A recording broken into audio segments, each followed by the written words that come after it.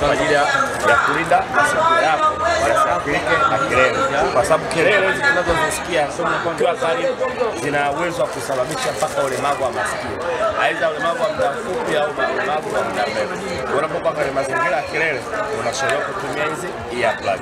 Vile vile kama unaangalia hapa mezani kwetu kuna gloves. Hizi gloves zinasaidia mtu anayefanya shughuli za mikono.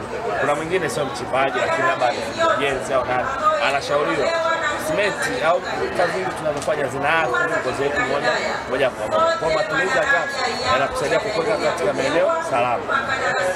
Hii ni sehemu ya usalama. Salama tunatumia umeme mgodini. Sasa matumizi ya umeme muda mwingine anazalisha moto. Wanaweza kukutana ukazalisha moto. Sasa moto wa umeme hauzimi kama moto mwingine. Utachukua labda uchukue mchanga urushe aina mbili, mchanga au utumie vifaa kama hivi hiki. Ndio maana tunaona hapa mezani, maana lengo letu ni kuhakikisha kwamba vitu. Naitwa James Serikana Benjamin, ni geologist kutoka kampuni yetu pendwa ya Irianya Genesis inayopatikana katika eneo la Namungo, wilaya ya Ruangwa, mkoani Lindi.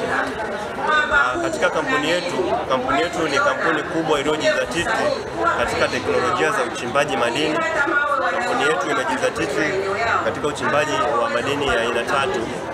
Tunaweza kuchimba madini ya dhahabu, tunachimba madini ya green garnet, samphurite na pamoja na madini ya kinywe au graphite kwa jina la kitaalamu.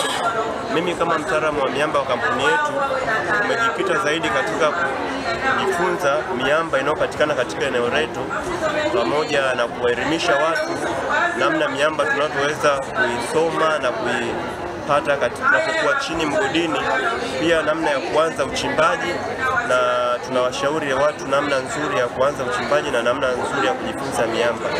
Kwa kupitia hivyo, kampuni yetu imefanikiwa kusoma miamba tofauti na kuelewa mikanda ya dhahabu ilipolalia, pia mikanda ya tofauti, miamba tofauti ya green garnet pamoja na graphite.